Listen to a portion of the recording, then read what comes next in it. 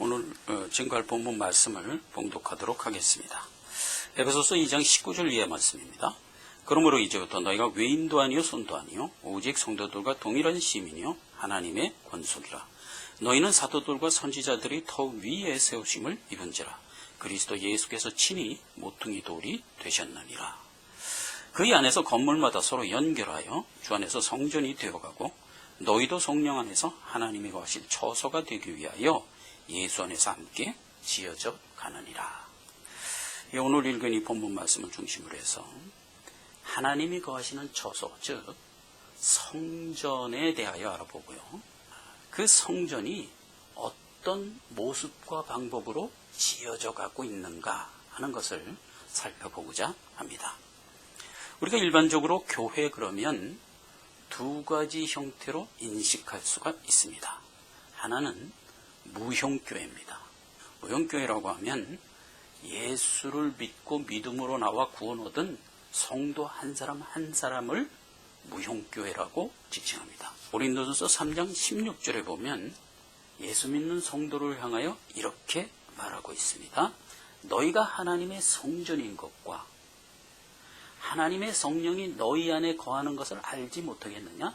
이렇게 반문하는 식으로 기록이 되어 있죠. 그래서 우리 주 믿는 성도 한 사람 한 사람은 그곳에 하나님이 거하시고 계시는 하나의 작은 성전이라는 거죠.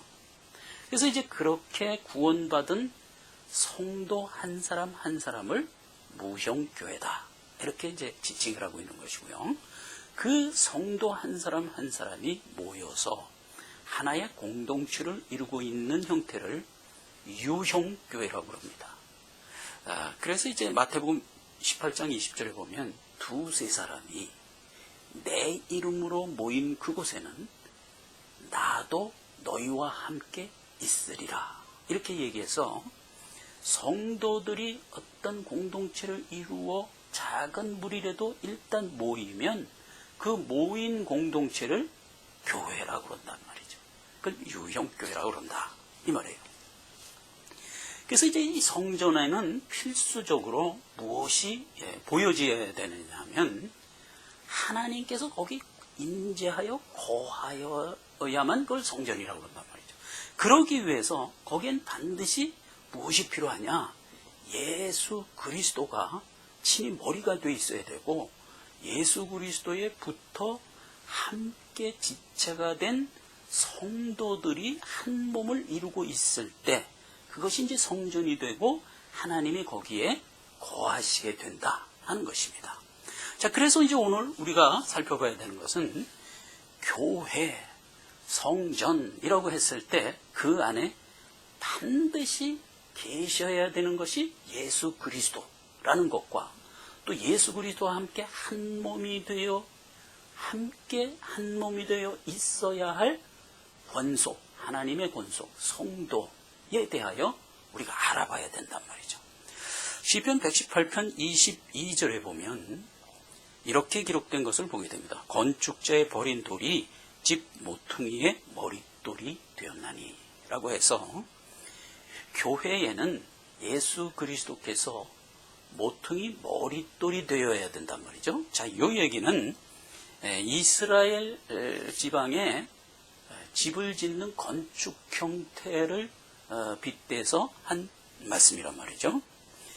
오늘날 우리는 집을 지면 이제 보통 나무로 짓습니다. 나무로 이렇게 기둥을 세우고 이렇게 이제 집을 짓는데 이스라엘은 아주 돌이 흔한 지역이기 때문에 집을 질 때 가장 요긴하게 집을 짓는 방법은 돌로 집을 짓는 방법입니다. 근데 그때 이제 돌로 집을 질 때는 우선 아주 듬직한 돌 하나를 먼저 선택을 합니다. 그래서 한쪽 곁덩이에다가 정확하게 이렇게 놓고 그 듬직한 돌을 의지해서 다른 돌들을 잇대어 연결하여 지어감으로써 이제 집을 짓는 그런 형태입니다. 그래서 이스라엘은 집을 지려면 반드시 그 집에 가장 기둥이 되고 머릿돌이 되는 모퉁이의 큰 돌 하나가 반드시 세워져야 되는 거예요. 그래야 거기에서 이제 이어져서 집을 짓는다 이거죠. 그래서 집을 짓는다. 그러니까 성전도 집을 짓는 것과 빗대서 그 성전 안에는 반드시 예수 그리스도가 그 모퉁이의 머릿돌 역할을 하고 계셔야 된다는 거예요.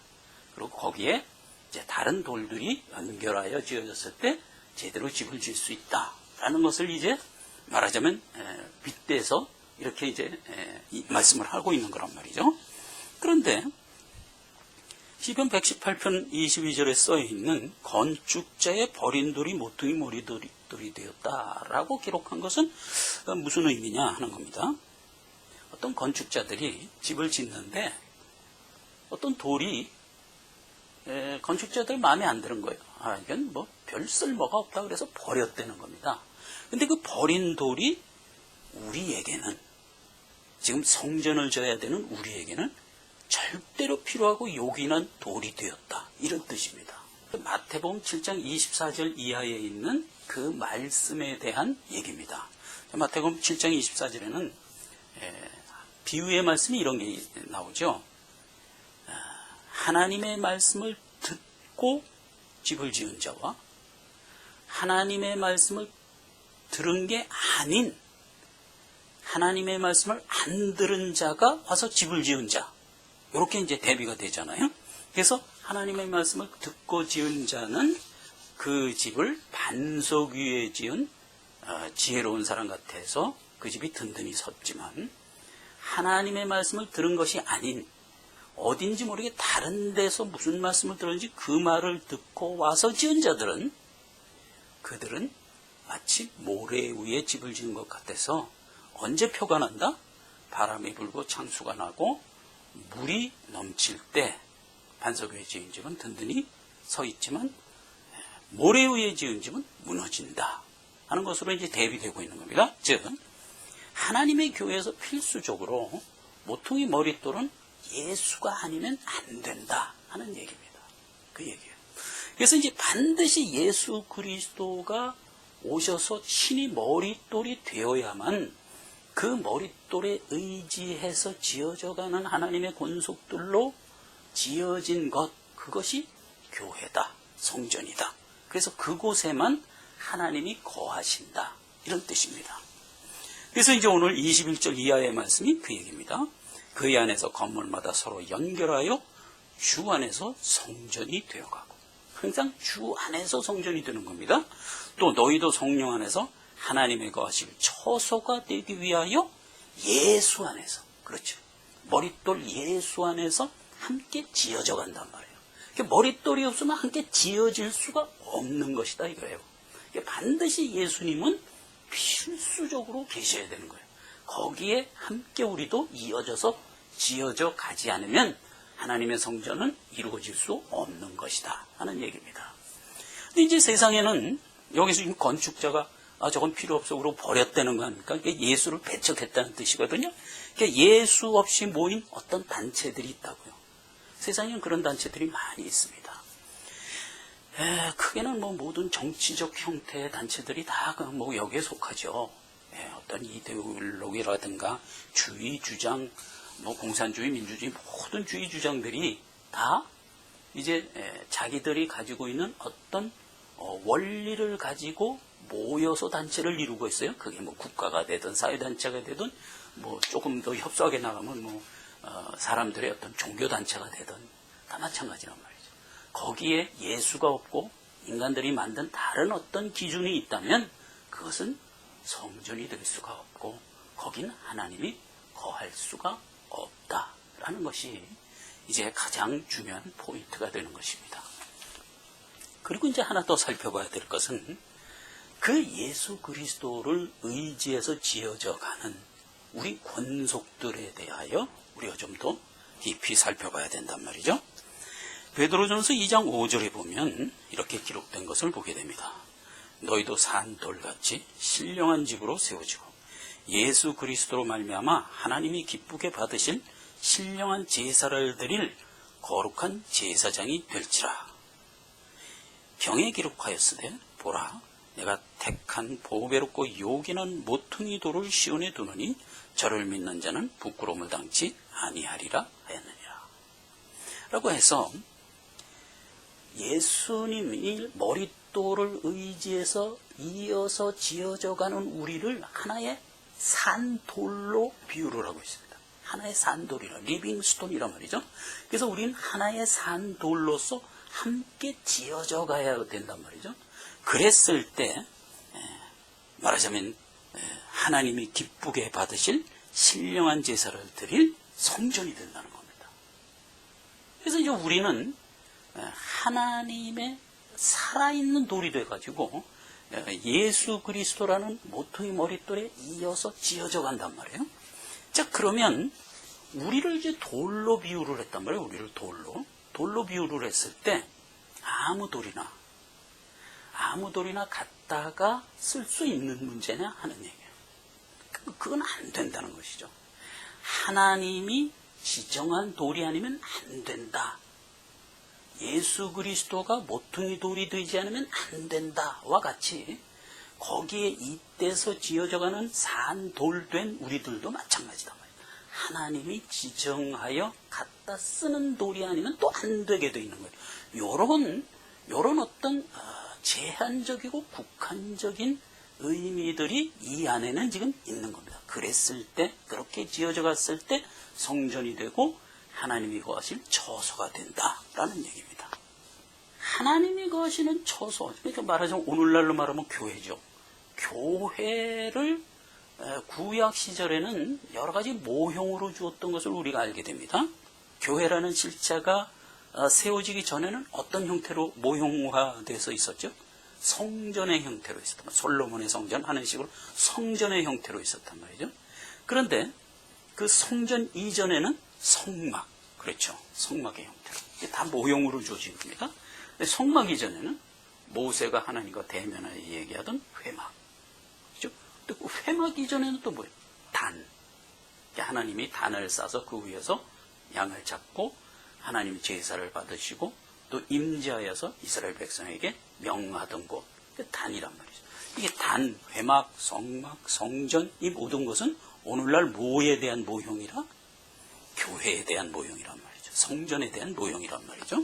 그런데 원리는 똑같은 거예요. 그때도 하나님이 거기 임재하셔서 그 제사를 드리고 있는 대상들과 교계했단 말이죠. 오늘날도 마찬가지죠. 교회 안에 예수 그리스도를 머리로 하여 거기에 지체가 돼서 한 몸을 이루고 있는 교회에 하나님이 거하시면서 우리와 교계한단 말이에요. 이게 교회란 말이죠. 그러니까 옛날에도 동일했단 말이죠. 그런데 출애굽기 20장에 보면 최초로 단을 쌓는 장면이 나오는데 그 단을 쌓는데 이렇게 쌓으라고 기록된 말씀이 있단 말이죠. 한번 보시자고요. 출애굽기 20장 25절에 보니까 내가 네게 돌로 단을 쌓거든 다듬은 돌로 쌓지 말라.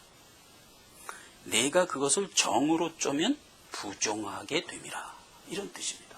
그 단을 쌓을 때 돌을 갖다가 이제 단을 쌉니다. 그래서 단이 이루어지면 거기 하나님이 임재하여 이스라엘 백성의 제사도 받고 서로 명도하고 이렇게 이제 교통을 하는 겁니다.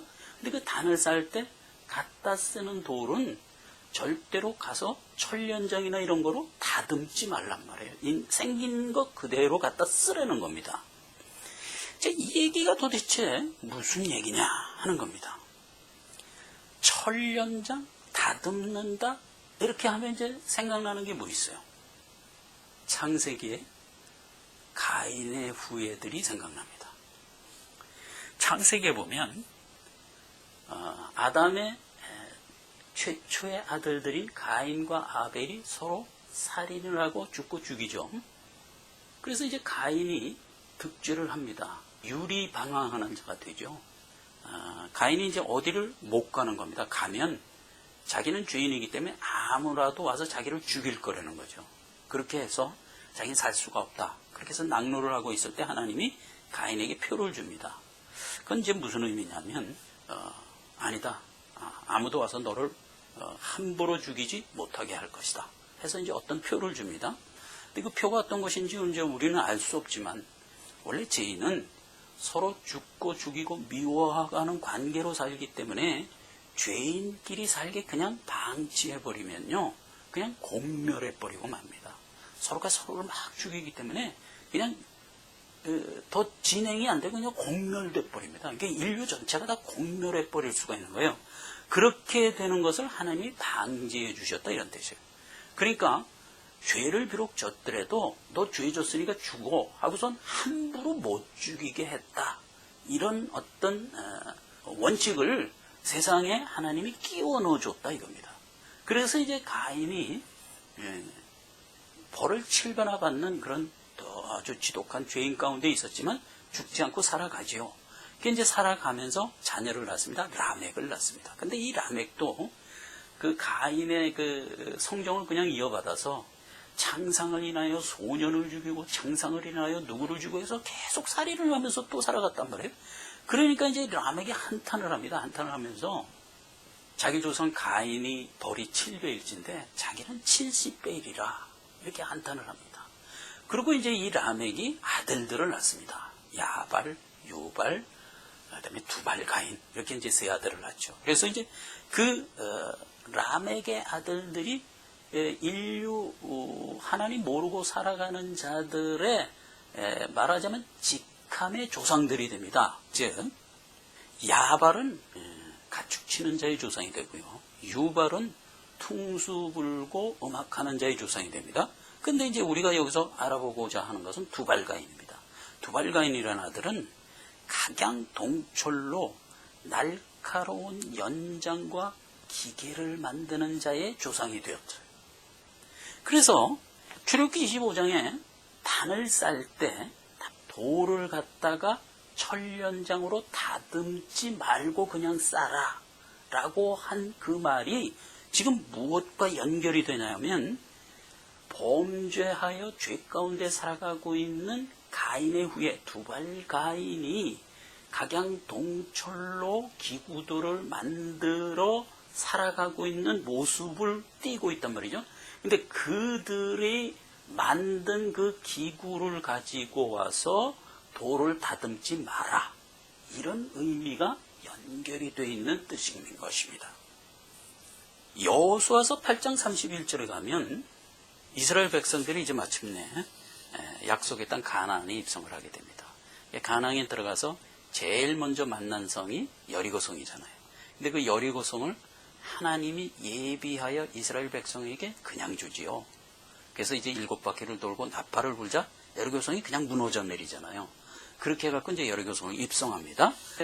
여호수아가 그 가나안 안에 들어가서 이제 최초로 하나님의 제사들이 단을 쌓는 겁니다. 그 단을 쌀 때 이렇게 기록된 것을 보게 됩니다. 이는 여호와의 종 모세가 이스라엘 자손에게 명한 것과 모세의 율법책에 기록된 대로 철연장으로 다듬지 아니한 새 돌로 만든 단이라. 무리가 여호와께 번제와 화목제를 그 위에서 드렸다. 이렇게 기록하고 있어요. 자, 보세요. 지금 여호수아가 단을 쌀 때 그 단을 쌀 돌들을 철연장으로 다듬지 않고 새돌, 그냥 돌로 갖다가 싸서 거기서 뭘 드렸다는 겁니까? 하나님께 화목제를 드렸다는 겁니다. 화목제 그러면 뭐예요? 오늘날 교회에서 구원받고 신앙생활을 하고 있는 성도들의 성화의 삶이 화목제잖아요. 화목제물로 살아가는 삶이잖아요. 그러니까 이제 하나님께서 우리에게 명하죠. 너희가 너희 삶을 하나님이 기뻐 받으실 산 제물이 되어라. 이렇게 이제 우리에게 직책을 주잖아요. 화목하는 직책을 주잖아요. 그렇게 해서 이제 우리가 화목제물의 직책을 갖고 살아가는 것, 이게 이제 화목제를 드렸다는 얘기란 말이에요. 그때 하나님이 거하시는 단을 뭐로 쌌다고요? 철연장으로 다듬지 않은 것으로 쌌단 말이에요. 그게 어디에 누구 명이라고요? 모세의 율법책에 기록된 명이고 또 모세가 친히 우리에게 명한 명이었단 말이죠. 그 명대로 우리가 철연장으로 안 다듬고 말하자면 단을 쌓았다. 이렇게 얘기를 하는 거예요. 자, 오늘날 우리 교회 얘기를 하고 있는 것입니다. 철연장으로 다듬지 아니한 돌들로 단을 싸서 교회를 이루어서 하나님께 화목한 성화의 삶을 살았다. 그랬더니 하나님이 거기 거하시더라. 이런 이제 결론적인 얘기란 말이죠. 천년전 그러면 생각나는 게 바로 그 얘기예요. 근데 이제 그것과 대비되는 얘기가 지금 여호수아서에 이렇게 기록되고 있는 걸 보게 됩니다. 여리고성을 함락을 하고 여리고성에 들어가는 이스라엘 백성들에게 하나님이 이런 명령을 줍니다. 여호수아서 6장 19절에 보니까 은금과 동철 기구들은 다 여호와께 구별될 것이니 그것을 여호와의 곳간에 드려라. 이렇게 명령하는 걸 보게 됩니다. 자, 그러면 금, 은과 각종 동철 기구 요런 것을 만드는 자의 조상이 누가 됐었다고요? 두발가인이었단 말이에요. 그 죄인된 두발가인의 본업이란 말이에요. 그게 지금 여호수아서에서는 하나님이 금, 은과 각종 동철 기구들은 원래 누구 거라고요? 하나님 거라고요. 그 하나님께 구별해서 하나님 곳간에 드리라 이렇게 명을 합니다. 근데 이제 여리고성을 다 점령을 하고 들어가면서 보니까 아간의 눈에 뭐가 띄었냐면 시날산 외투 한 벌과 은 500세겔과 금 50세겔이 딱 놓여져 있는 게 눈에 띈 거예요. 근데 그게 오늘날 가치로 약 75만 달러쯤 됩니다. 상당히 큰 금액이에요. 물론 이제 부자들에게는 아무것도 아니지만 서민들에게는요, 그 금액이 어느 정도의 위력을 갖는 금액이냐면 우리가 수고하고 애써 살아가지 않아도 될 정도의 최소한의 금액이에요. 그러니까 이제 아간이 그걸 욕심이 나서 이렇게 훔치죠. 그랬더니 이스라엘이 그 큰 여리고성을 하나님의 은혜로 함락을 하고 그거보다 훨씬 작은 아이성을 함락할 줄 알고 들어갔는데 그만 아이성 전투에서 그냥 패해버리고 맙니다. 한 번 패하고 두 번 패하고 그러니까 이제 여호수아가 너무 낙로를 해갖고 엉엉 울면서 하나님한테 가서 이제 기도를 했죠. 그랬더니 하나님이 여호수아에게 이렇게 답변을 합니다. 너희 중에 내가 명한 금은 동철 기구들을 훔치지 말라 그랬는데 너희 중에 훔친 자가 있다. 그러니까 빨리 가려내서 정리를 해라. 이런 이제 명을 줍니다.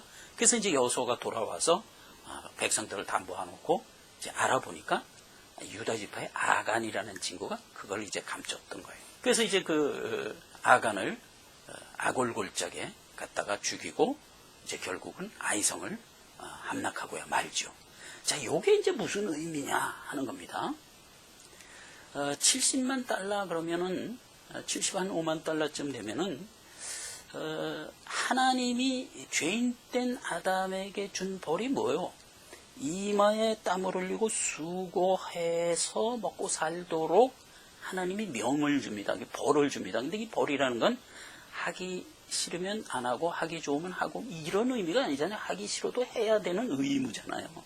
그러니까 모든 죄인된 인간들에게 하나님이 벌로 준 것이 뭐냐면 이마에 수고하고 땀을 흘려서 평생을 먹고 살도록 그걸 의무화한 거예요.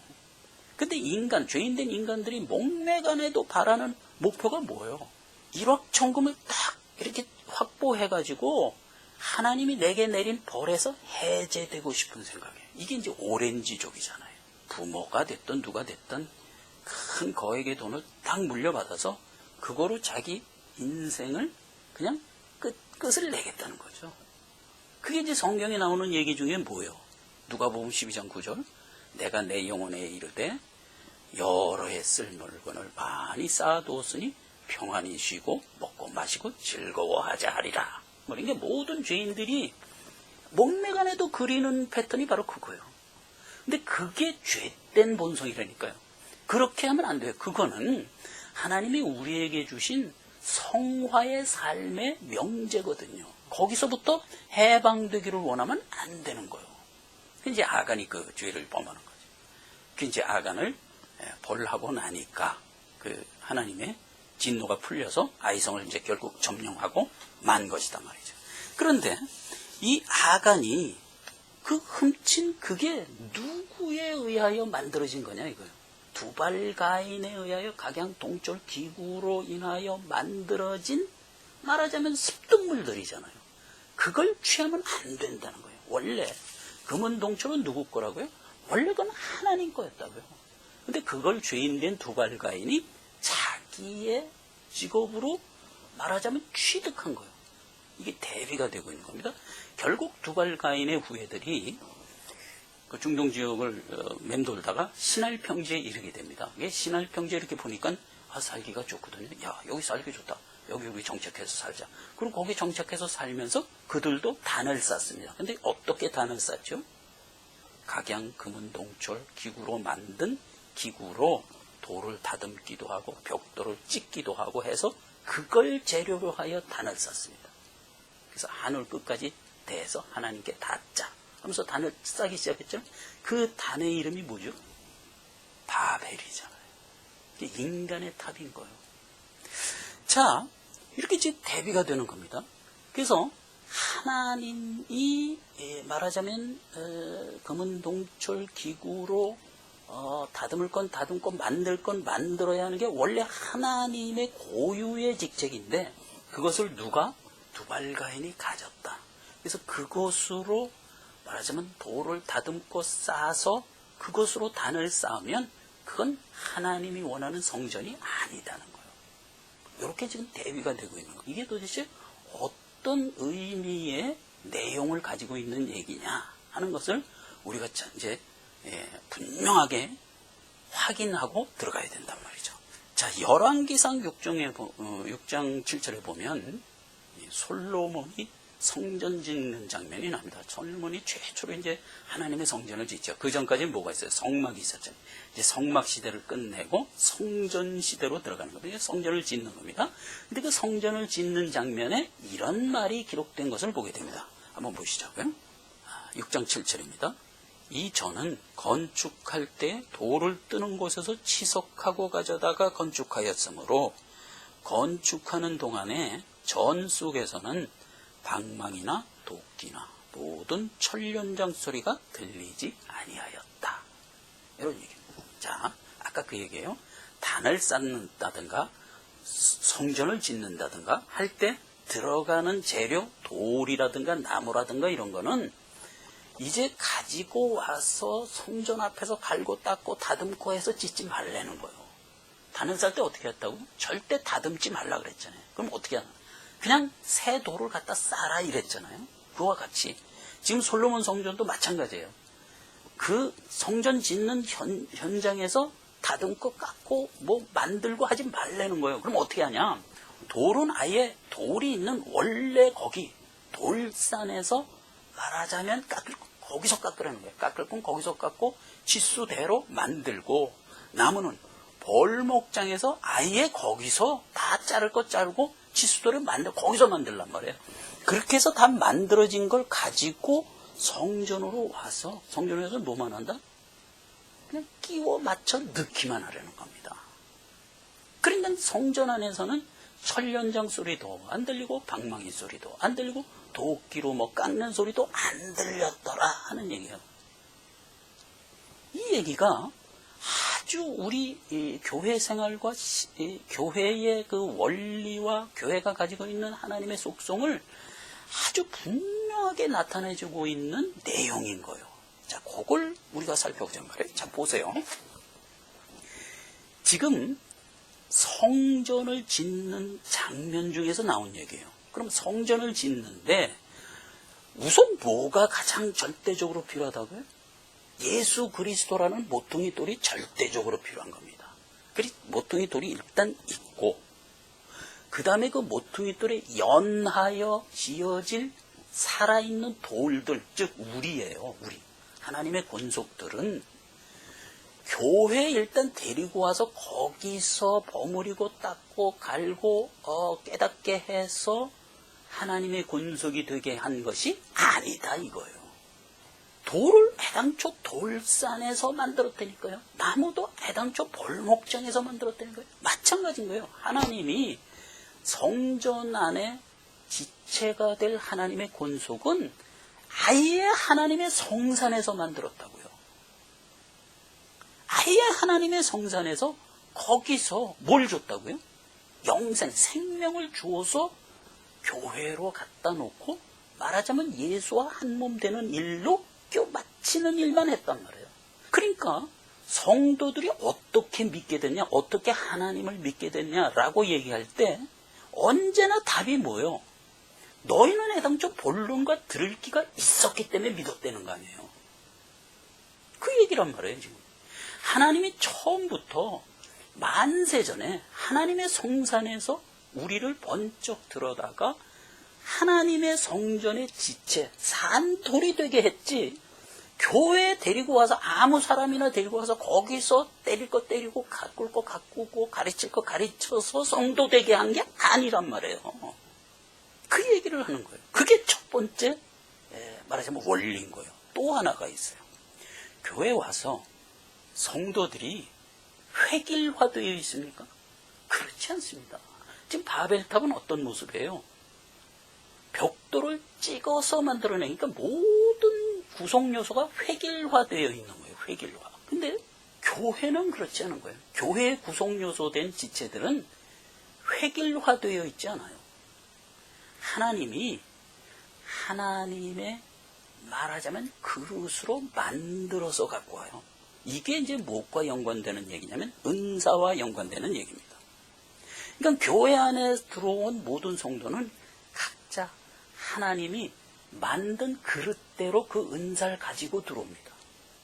그래서 은사와 관련해서 우리가 성경에서 살펴보는 얘기 그대로예요. 로마서 12장 4절이 은사에 관련된 얘기가 이렇게 기록되어 있는 걸 보게 됩니다. 우리가 한 몸에 많은 지체를 가졌으나 모든 지체가 같은 직분을 가진 것이 아니니. 그렇잖아요. 우리가 다 같은 획일적인 사람이 아니란 말이에요. 이와 같이 우리 많은 사람이 그리스도 안에서 한 몸이 되어 서로 지체가 되었느니라. 우리에게 주신 은혜대로 받은 은사가 각각 다르니 혹 예언하는 자면 믿음의 분수대로, 혹 섬기는 일이면 섬기는 일로, 혹 가르치는 자면 가르치는 일로, 혹 권위하는 자면 권위하는 일로, 구제하는 자는 성실함으로, 다스리는 자는 부지런함으로, 긍휼을 베푸는 자는 즐거움으로 할 것이라. 모든 성도들이요, 하나님이 은사를 주어서 그 은사의 그릇대로 데려다가 써요. 그래서 교회 안에 일단 들어오면 모든 사람의 은사가 다 달라요.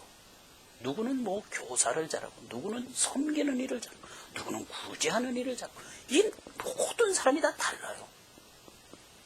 획일화되어 있지 않아요. 그래서 각자 자기가 받은 은사가 반드시 있어요. 어떤 은사든지 나한테 있는 거예요.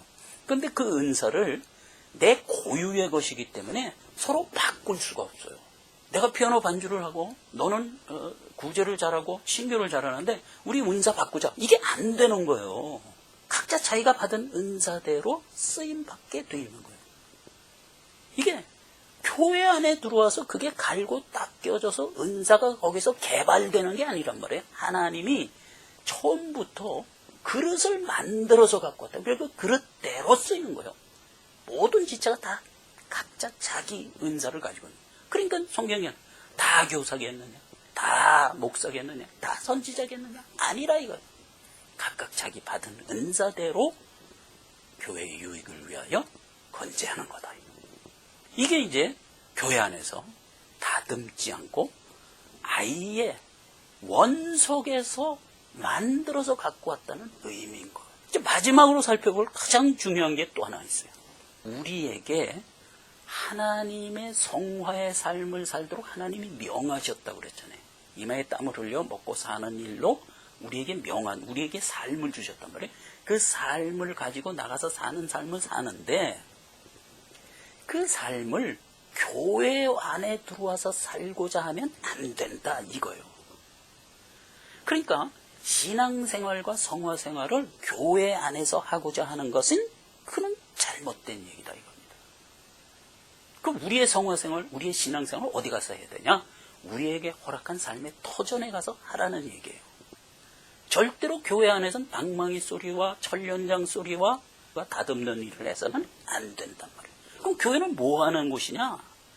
교회는 아까부터 얘기하잖아요. 하나님이 거하시는 처소잖아요. 거기 예수 그리스도가 계시다고요. 그리고 성도들이 거기에 말하자면 지체가 돼서 있는 거예요. 그럼 이 성도들이 교회 안에서는 하나님 만나는 곳이라고요. 하나님을 만나서 하나님으로부터 양식을 얻고 하나님으로부터 위로를 받고 하나님으로부터 깨끗함의 씻음을 받고 하는 일을 하는 곳이에요. 교회는. 그리고 모든 성도는 신앙생활을 어디 가서 하냐? 바깥에 나가서 하는 거예요. 제일 가깝게는 가정에서, 그리고 직장에서, 이웃에서, 또 삶의 터전 사회에서, 이런 데서 이제 우리가 신앙생활을 하는 겁니다. 거기서 신앙생활을 하면서 일주일에 한 번씩 교회에 오는 거죠. 우리가 교회 한 번 와서 거기서 누굴 만나요? 하나님을 만나는 겁니다. 하나님께로부터 위로받을 건 위로받고, 힘받을 건 힘받고, 씻음받을 건 씻음받고, 이런 말하자면 하나님과 교제하는 곳이에요. 그래서 교회는 어떤 의미에서 여러 명이 있다 해도 나와 하나님의 1대1에 만나는 장소인 거예요. 교회가 크든 작든 이것은 분명한 거예요. 아무리 커도 큰 교회에 가서 하나님과 1대1로 만나는 것이 더 쉽고, 작은 교회에 가서 하나님과 1대1로 만나는 것이 더 쉽고, 이런 건 없단 말이에요. 그러니까 늘 교회를 얘기할 때 하나님이 최소 단위를 얘기하는 거예요. 2-3 사람이 내 이름으로 모인 그곳에 내가 있다, 이겁니다. 그러니까 누구든지 교회에 오면 하나님과 내가 1대1로 만나는 겁니다. 만나서 뭐 하냐? 하나님 말씀 듣는 겁니다. 또 있어요. 내가 세상 가운데서 살면서 상해진 심령을 가지고 하나님한테 와서 쏟아놓는 겁니다. 성경에 뭐라고 돼 있어요? 내가 기뻐하는 제사는 뭐라고 그랬어요? 너희가 쏟아놓은 상한 심령이라고 그랬잖아요. 근데 성도들이 와서 상한 심령을 쏟아놓을 때 그걸 하나님이 즐겨 받으시겠다고요. 아이고 하나님, 너무 힘들어서 죽겠습니다. 아이고, 그래 교회 와서 널브러져. 그럼 이제 예수님이, 야 이놈아, 힘드냐? 그래, 힘들지. 그러나 이놈아, 염려 마라. 안 죽는다. 이놈아, 내가 있다. 일로 와라.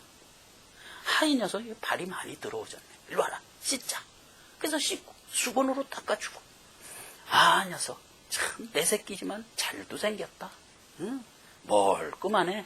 그래, 녀석 수고해라. 그러니까 궁뎅이 탁 쳐서 다시 세상으로 내보내는 겁니다. 힘내라. 내서 열심히 살고 알아. 그렇게 길지 않다.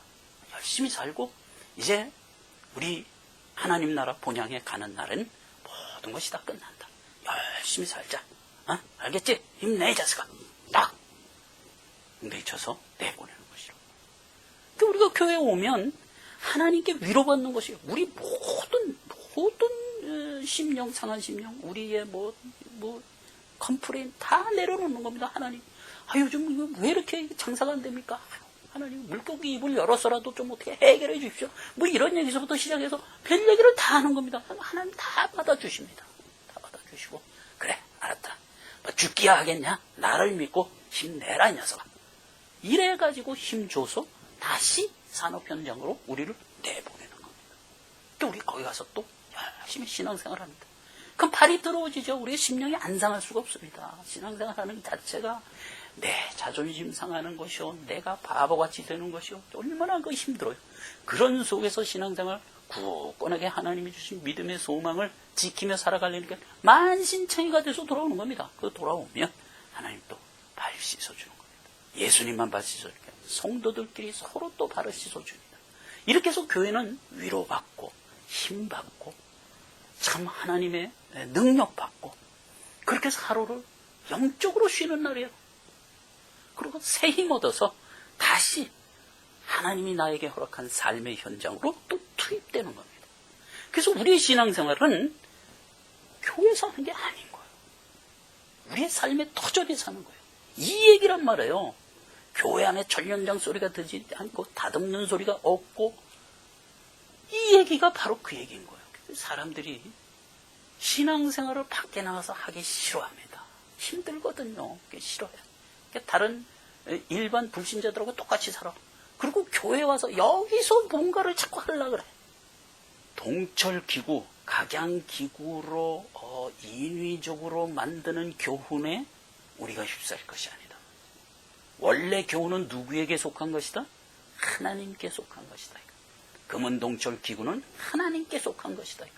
하나님으로부터만 우리가 교훈을 받고 지음을 받고 만들어짐을 받고 그렇게 해서 오는, 말하자면 우리는 복받은 존재들이고, 그렇게 해서 하나님 앞에 은혜 받고 나가서 힘차게 신앙생활을 하는 것, 이게 성도의, 말하자면 하나님의 권속이 가지고 있는 축복이요 의무인 것인 겁니다.